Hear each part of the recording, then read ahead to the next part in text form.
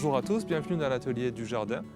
Aujourd'hui, cette semaine en tout cas, on va revenir sur la question des adventices et notamment du stock d'adventices. Qu'est-ce que c'est qu'une adventice? En fait, une adventice, c'est n'importe quelle culture, plante, espèce que l'on ne veut pas par rapport à ce que l'on est en train de cultiver. Typiquement, vous avez fait des pommes de terre l'année qui précède et vous avez des repousses de pommes de terre dans votre potager. La pomme de terre en question est une adventice parce que là, vous ne voulez pas mettre des pommes de terre, vous voulez mettre des salades. Donc ici, nous sommes devant très certainement un engrais vert. On remarque du pois, de la vesse. Et les adventices, typiquement, ça va être toutes les plantes que l'on n'aura pas voulu en fait dans cette culture d'engrais vert. Alors, pourquoi elles nous embêtent? Elles nous embêtent pour plusieurs raisons. D'une, parce qu'elles sont nombreuses. Ça peut se compter en plusieurs centaines de plantes au mètre carré, là où très concrètement, une dizaine d'adventices qui sont grandes peuvent poser problème. Donc on comprend que s'il y en a plusieurs centaines, ça pose des soucis. Ça pose aussi problème parce qu'elles ont une durée de vie au niveau de la graine qui est souvent longue. On a des graines qui peuvent durer des fois pendant près de 7 ans et des niveaux de germination qui peuvent aller jusqu'à très profond. Certaines graminées peuvent germer jusqu'à 15 cm de profondeur. Donc à partir de là, on comprend que par rapport à nos petites cultures, elles peuvent poser des soucis. On considère que quand on commence à biner, le plus souvent c'est un travail a posteriori, c'est-à-dire qu'on voit les mauvaises herbes arriver, on bine parce qu'elles gênent notre culture et du coup on passe beaucoup de temps à biner, à arracher les mauvaises herbes. Et toutes les personnes qui ont des potagers le savent bien que ce temps de gestion des mauvaises herbes est souvent long. Donc toute la technique va être finalement de travailler en amont, en diminuant finalement ce stock de graines et en évitant que ce stock de graines augmente. Pour cela, différentes méthodes. La première va être de modifier finalement les cycles de production. Je m'explique. Les adventices, comme nos propres cultures, vont avoir des moments où la germination va être optimale. Généralement au début du printemps ou au milieu de l'été, selon les conditions de température que va rechercher les adventices. Ce qui va être intéressant, ça va être de ne pas mettre toujours les mêmes cultures au même moment.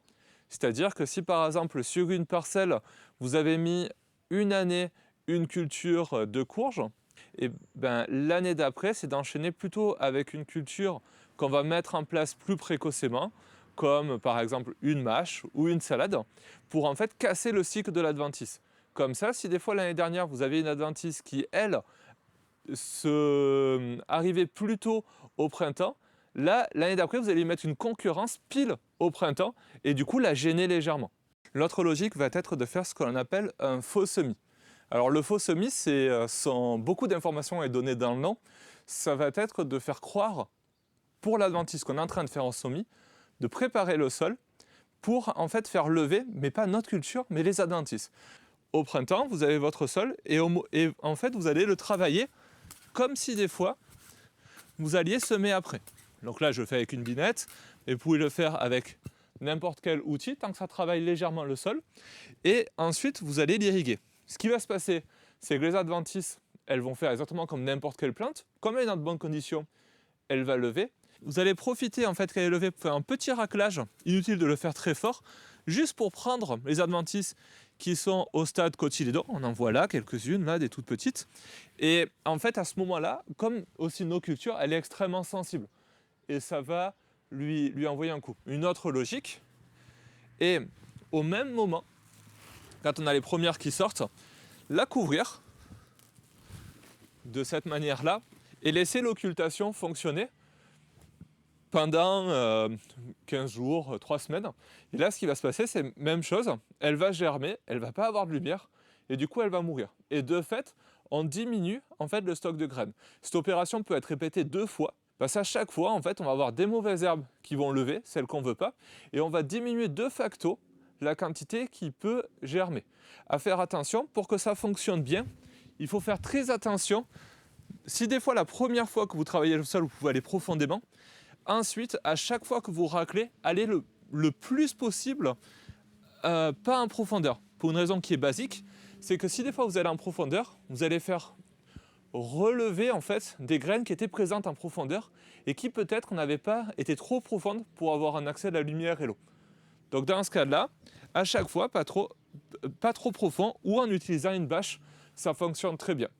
Donc le dernier point après, pour s'affranchir des adventices, tout simplement d'utiliser, là dans le cas actuel, des bâches. Ici c'est une blanche en plastique qui est utilisée. Donc, et forcément, la culture se met à avoir un avantage certain par rapport aux adventices parce qu'elle prend l'espace et l'adventice ne peut pas se développer dedans. La question qu'on peut se poser, c'est toujours cette gestion de l'interrant. Donc l'interrant en soi n'est pas vraiment un souci parce qu'on n'a pas de problème de concurrence à cet endroit-là. La seule chose qui est importante à remédier, c'est juste d'éviter qu'elle fasse du stock de graines. Donc ce qu'on peut tout simplement faire, c'est la broyer tout bêtement au moment où elle est en fleur pour éviter qu'elle passe et qu'elle fasse des graines. En fait, la seule chose que l'on ne veut pas ici, c'est que soit ça nous gêne, donc le maintenir ras, et que ça puisse faire des graines qui ensuite nous embêteraient et augmenteraient le stock d'adventices. Sur ce, c'est tout pour aujourd'hui et je vous donne rendez-vous la semaine prochaine pour un nouveau numéro de l'Atelier du Jardin.